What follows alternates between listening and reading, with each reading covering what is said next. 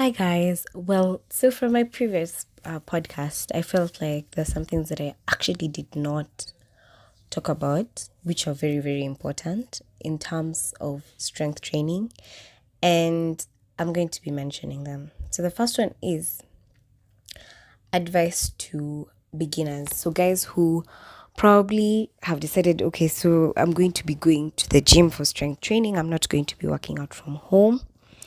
This is what I'd advise. As you're going to the gym, please get a trainer. It gets so much easier if you have a trainer, or go with a friend who actually goes to the gym already so that you can learn how to. Because your form, there's something called form, FORM. The form that you use while you're carrying the weights is very important, so that it's not that you're doing nothing. So make sure you get a trainer, even if you're going to get a trainer for 3 months, so that they can just teach you how exactly you do like a Bulgarian split squat, you do your rows, you do a deadlift, you get how to do those things. It will really, really help you. So make sure you get a trainer, even if it's for 3 months or like for 2 months. If you learn quickly and you do it consistently with at least, 3 days a week, then you're good to go. Then, this is for my slender peeps. These guys who have flat stomachs. Yeah, I mean, I think there's usually a misconception. Like, if I'm slender, I'm healthy. That is not true. That is a lie.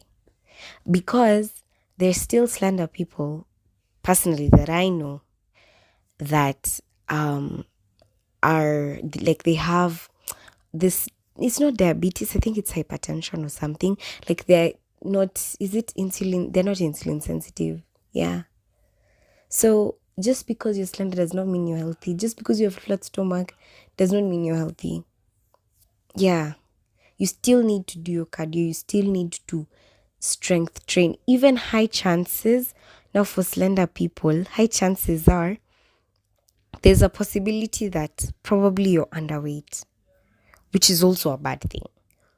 So, or you have low blood sugar, but basically, your health is very important. And even the things that you eat will still affect you. The only thing that I would say is really good about being slender, or rather, most slender people have, is that they have a high metabolic rate. So, it's a really good thing. And there are also these people who are slender, but they want to add weight in all the right places, let me say so. Or like, for example, a guy wants to get biceps, wants to build his chest, just to get a bit of more muscle mass.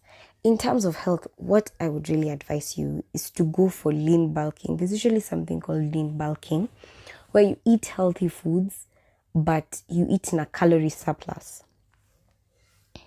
So ideally, you're eating healthy. You see, I'm all about health, right? So you're not feeding your body with junk. You're doing your fiber, you're eating your protein, you're, doing your complex carbohydrates rather than the simple ones. You're actually looking at your health, but you're eating in a calorie surplus just so that you can build more muscle. So strength training will really come through for you so that you can bulk, because ideally you want to bulk, but then you want to bulk in all the right places, right? Because you don't really have a problem with your body, you just want to bulk, like maybe your chest or your arms or legs, in whatever way. Yeah. Then another thing is for the women. You see, for women, our level of testosterone is not the same as men. So we cannot build muscle like men. You see, the hormone that's responsible for building muscle like quickly is that testosterone. So that's why when you're strength training, you shouldn't be worried about, oh, I'm going to be looking really muscular.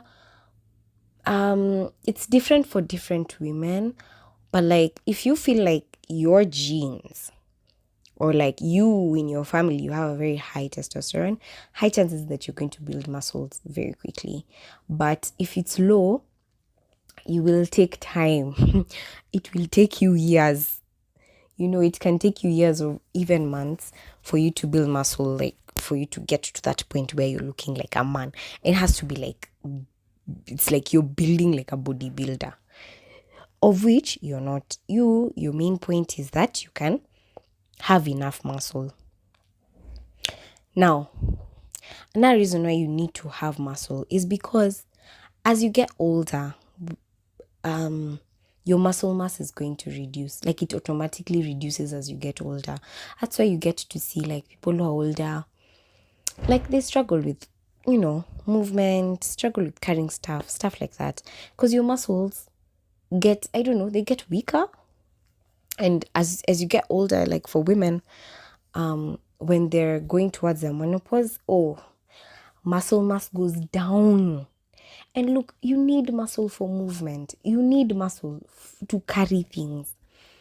And so that's why it's very important, so that by the time you're that age, even if you're going to lose muscle, it's not going to be so drastic that it affects your lifestyle, it affects your movement, it affects how you're carrying things. It's not going to affect you that badly.